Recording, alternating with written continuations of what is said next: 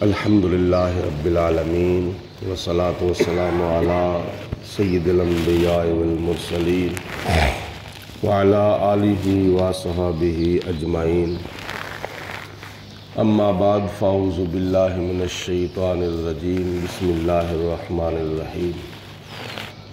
دنیا کے بت قدوں میں پہلا وہ گھر خدا کا، ہم اس کے پاسباں ہیں، وہ پاسباں ہمارا، چینو عرب ہمارا، ہندوستاں ہمارا، مسلم ہے ہم وطن ہے سارا جہاں ہمارا۔ اللہ تعالیٰ کا گھر خانہ کعبہ بیت اللہ شریف، جو کہ حضرت سیدنا ابراہیم علیہ السلام اور حضرت سیدنا اسماعیل علیہ السلام کے ہاتھوں سے بہت ہی مشہور ہے کہ آپ کے ہاتھوں سے وہ تعمیر ہوا، مگر تاریخ کو اگر پڑھ کے دیکھا جائے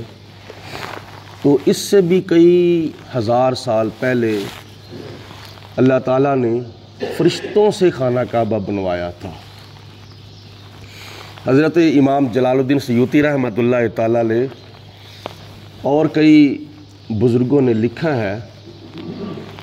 کہ قرآن پاک میں بلکہ اس کا ثبوت ہے کہ ان اول بیت وضع للناس للذی ببکۃ، سب سے پہلا اللہ کا گھر خانہ کعبہ بیت اللہ شریف جو لوگوں کی عبادت کرنے کے لیے وضع کیا گیا تھا، بنایا گیا تھا، ببکۃ، وہ مکۃ المکرمہ میں ہے، مبارکن، اور وہ بہت ہی برکت والا ہے، وہدی للعالمین، اور وہ جہانوں کا رہنما ہے، فیہ آیات بینات، اور اس میں بہت سی نشانیاں ہیں، مقام ابراہیم، اور حضرت ابراہیم علیہ السلام کا وہاں مقام بھی ہے، آپ کے کھڑے ہونے کی وہاں جگہ بھی ہے، ومن دخلہ کان آمنا، جو کوئی اس میں داخل ہو گیا وہ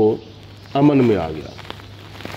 تو اس آیت مبارکہ میں اللہ پاک نے لفظ اول استعمال فرمایا ہے، سب سے پہلا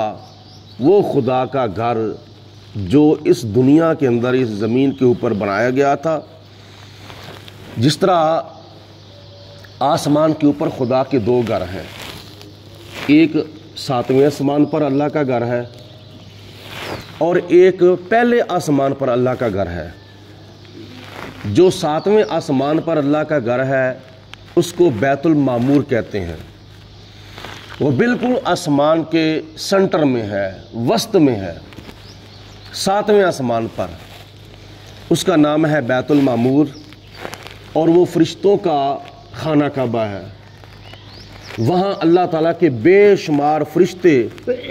بیت المعمور کا حج کرتے ہیں، بیت المعمور کا طواف کرتے ہیں، بیت المعمور کا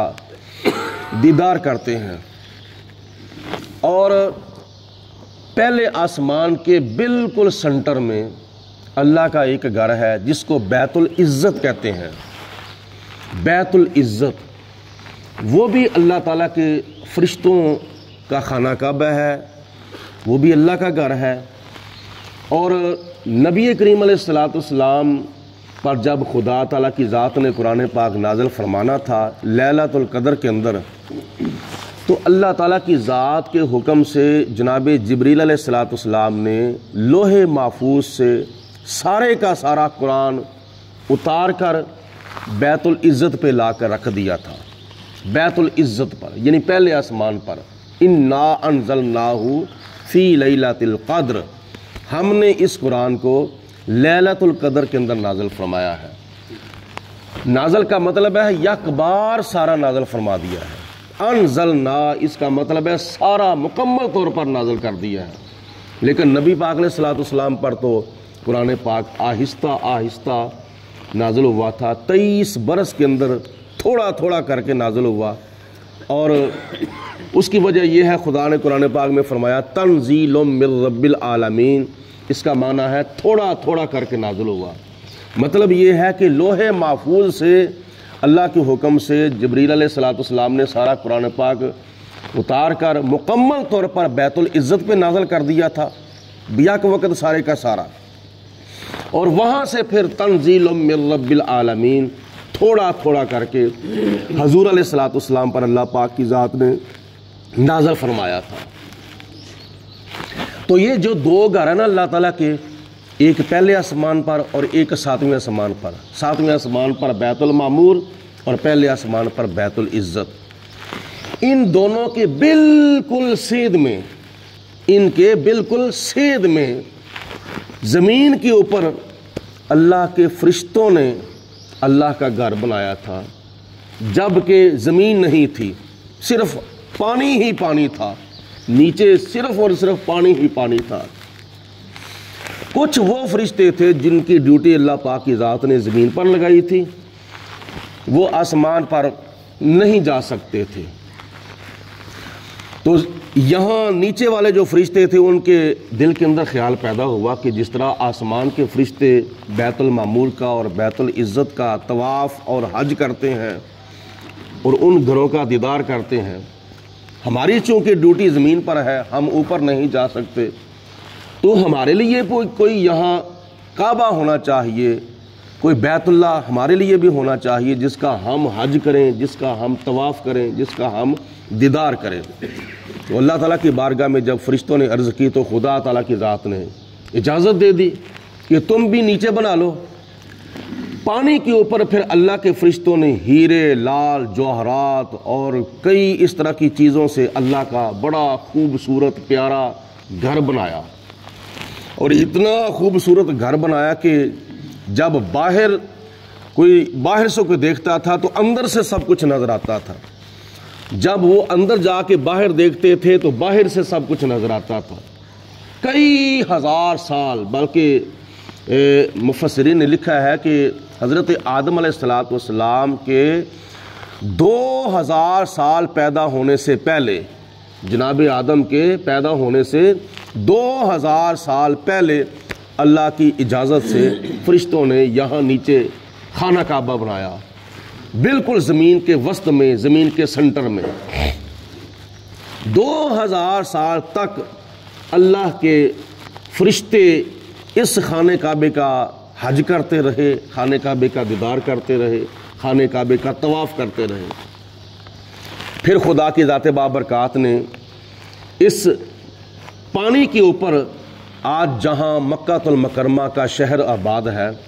وہاں پانی کے اوپر جھاگ پیدا فرما دی، اور پھر اس جھاگ کو اللہ پاک کی ذات نے مٹی کی شکل کے اندر متشکل کر دیا تھا۔ پھر وہ مٹی جو تھی، وہ زمین تھی، وہ پھیلتی پھیلتی پھیلتی پھیلتی پھیلتی پھیلتی 7 بر اعظموں تک پھیل گئی۔ 7 بر اعظموں تک وہ اللہ پاک کی ذات نے مٹی کو، زمین کو پھیلا دیا۔ پھر اللہ پاک کی ذات نے آسمان سے حضرت آدم علیہ السلام کو زمین کے اوپر بھیجا، جنت سے اتارا، اور زمین کے اوپر پھر آدم علیہ السلام کو اور حضرت حوا رضی اللہ تعالی عنہا کو زمین پر بھیجا، اور جناب آدم علیہ السلام کو اتارا تھا سری لنکا، حضرت حوا رضی اللہ تعالی عنہا کو اتارا تھا سری لنکا کی زمین پر، اور آدم علیہ السلام کو اتارا تھا ہندوستان کی سرزمین کے اوپر۔ دونوں میاں بیوی ایک دوسرے کو تلاش کرتے کرتے کرتے کرتے میدان عرفات میں پہنچ گئے، اور میدان عرفات کو میدان عرفات بھی اس لیے کہا جاتا ہے کہ میدان عرفات کا معنی ہے پہچاننے کی جگہ، اور ایک تو وجہ یہ ہے کہ آج تقریباً 30 لاکھ یا 35 لاکھ یا 40 لاکھ پوری دنیا سے حاجی آئے ہوتے ہیں، وہ ایک دوسرے کو پہچان لیتے ہیں کہ یہ پاکستانی حاجی ہے، یہ ہندوستانی حاجی ہے، یہ امریکی حاجی ہے، یہ افریقی حاجی ہے، یہ سوڈانی ہے، یہ ایرانی ہے، یہ عراقی ہے، یہ فلاں ملک کا، یہ فلاں ملک کا، وہ ایک دوسرے کو پہچان لیتے ہیں، اس لیے اس کو میدان عرفات کہتے ہیں۔ اصل میں اس نام کی وجہ یہ ہے کہ میدان عرفات میں جا کر حضرت آدم علیہ السلام نے حضرت حوا کو پہچان لیا تھا، اور حضرت حوا نے حضرت آدم علیہ السلام کو پہچان لیا تھا۔ اس لیے میدان عرفات کا معنی یہ ہے کہ ایک دوسرے کو پہچاننے کی جگہ۔ پھر اللہ کی ذات کے حکم سے حضرت آدم علیہ السلام نے